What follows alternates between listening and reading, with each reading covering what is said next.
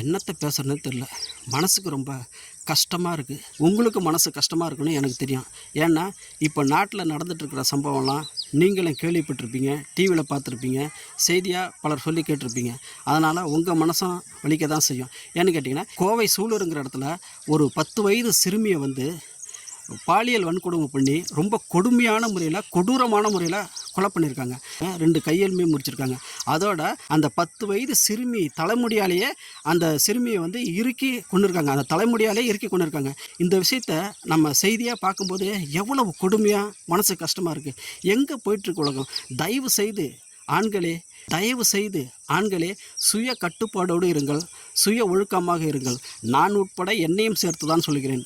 ஒவ்வொரு ஆணும் சுய கட்டுப்பாடோடு இருங்க. என்னதான் பெண்கள் சில தப்புகளை பண்ணுறதுக்கு காரணமாக இருந்தாலும், ஆனால் ஆண்கள் தான் 100% இந்த மாதிரி கொடுமையான தப்புகள்லாம் செய்கிறதுக்கு காரணமாக இருக்கும்.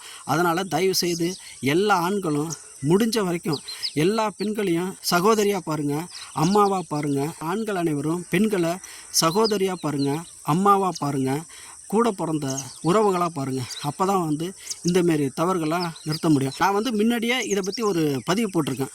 அது நீங்கள் பார்த்தீங்களா இல்லையான்னு தெரில. எந்த ஒரு தவறை செய்வதற்கும் எந்த ஒரு தப்பை செய்வதற்கும் சந்தர்ப்பம் தான் காரணம் அப்படின்னு சொல்லியிருக்கேன். அந்த சந்தர்ப்பங்கிறது எப்படி? ஒவ்வொரு மனுஷனும் தன்னோட மனசுக்குள்ளே நல்லா தான் பழகிட்டு இருக்கான், எல்லார்ட்டையும் நல்லா தான் பழகிட்டு இருக்கோம், எல்லாம் நல்லா தான் பழகிட்டு இருக்கான். ஆனால் அவன் மனசுக்குள்ளே என்ன இருக்குங்கிறது தெரில.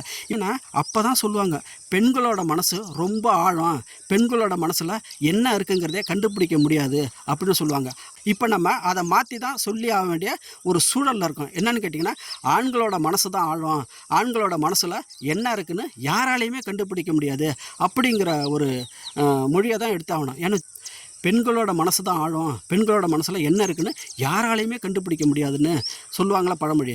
அந்த பழமொழியை இப்போ தூக்கி போட்டுடணும். ஆண்களோட மனசு தான் ஆழம், ஆண்களோட மனசில் என்ன இருக்குன்னு யாராலையுமே கண்டுபிடிக்க முடியாது. அதை நம்ம இப்போ புதுமொழியாக தான் நம்ம மாற்றி சொல்லி ஆகணும். அந்தமாரி ஒரு கேடுகட்ட நிலமை வந்துடுச்சு. அதனால் தயவு செய்து எந்த ஒரு ஆணாக இருந்தாலும் சுய ஒழுக்கமாக இருங்க.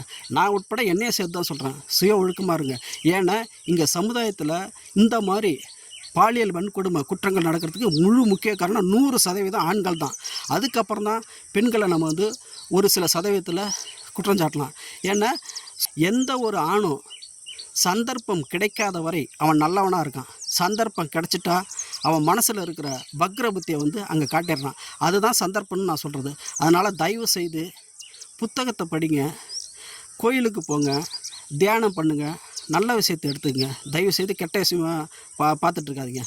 தயவுசெய்து கெட்ட விஷயமாகவே பார்த்துட்ருக்காங்க. செல்லில் இப்போ எல்லார் கையிலையும் செல்லு பார்த்தாக்கா அவன் மறைமுகமாக ஆபாச சில விஷயங்கள் தான் செல்லில் பார்க்குறதா தான் எல்லாரும் சொல்லிக்கிறாங்க. தயவுசெய்து நல்ல விஷயங்களை பாருங்கள். உங்கள் அப்பா அம்மாவுக்கு நல்ல பேர் எடுத்து கொடுங்க. ஆண் பிள்ளைகளை பெற்ற அப்பா அம்மா வந்து தயவுசெய்து உங்களுடைய ஆண் பிள்ளைகளுக்கு நல்ல புத்தியை, நல்ல அறிவை, சுய ஒழுக்கத்தை, நல்ல ஒழுக்கத்தை தயவுசெய்து கற்றுக் கொடுங்க. அவன் அப்படி நினச்சிப்பா இப்படி நினச்சிப்பான்னு பார்த்தீங்கன்னு வச்சுங்க, ஒன்றும் கதைக்கே ஆகாது. முடிஞ்ச வரைக்கும் உங்கள் வீட்டில் ஆண் பிள்ளைகள் இருந்தால் அவங்களுக்கு நல்ல விஷயத்தை கற்றுக் கொடுங்க. அப்போ தான் இந்த சமுதாயத்தில் நாளைக்கு இந்தமாரி பாலியல் வன்கொடுமை நடக்கிறதுக்கு காரணம் இல்லாமல் நம்ம தடுக்க முடியும். தயவுசெய்து சமூக விரோதிகளாக உங்களுடைய ஆண் பிள்ளைகள் மாறாமல் இருக்கிறதுக்கு நீங்களும் முடிஞ்ச வரைக்கும் அவங்களுக்கு ஒழுக்கத்தை கற்றுக் கொடுங்க. ஓகேங்களா? இதுதான் இப்போ நமக்கு தேவை. மொத்தத்தில் பார்த்திங்கன்னா ஆண்கள் எல்லாரும் சுய கட்டுப்பாடோட தயவு செய்திருங்க.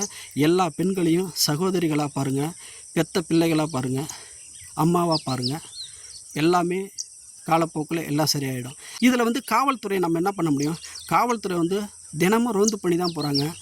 அரசும் வந்து நாட்டில் எந்த விதமான தப்பு நடக்காமல் இருக்கிறதுக்கு உண்டான ஆக்கப்பூர்வமான நடவடிக்கைகள்லாம் எடுத்துகிட்ருக்கு.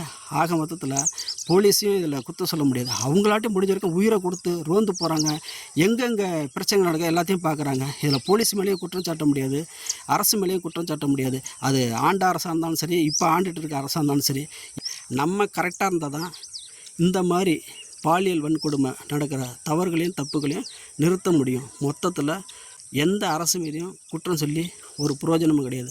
கோவை சூலூரில் அந்த 10 வயது சிறுமி கொல்லப்பட்டதுக்கு முக்கிய காரணமாக இப்போ வந்து அந்த 10 வயது சிறுமியோட அம்மாவை வந்து விசாரணை வளையத்தில் கொண்டு வந்திருக்காங்க. ஏன்னா அந்த 10 வயது சிறுமி வந்து கொல்லப்பட்டதுக்கு அவங்க அம்மாவும் ஒரு காரணமாக இருக்கலாம் அப்படிங்கிறத போலீஸ் வளையத்தில் விசாரணையில் இப்போ வச்சுருக்காங்க. அந்த உண்மை என்னங்கிறது இன்றைக்கி இல்லை நாளைக்கு தெரிய வந்துடும். ஆக மொத்தத்தில் தயவுசெய்து பெண்களே நீங்களும் கரெக்டாக இருங்க, ஆண்களே நீங்களும் கரெக்டாக இருங்க. மீண்டும் அடுத்த பதிவு சந்திப்போம். நன்றி, வணக்கம்.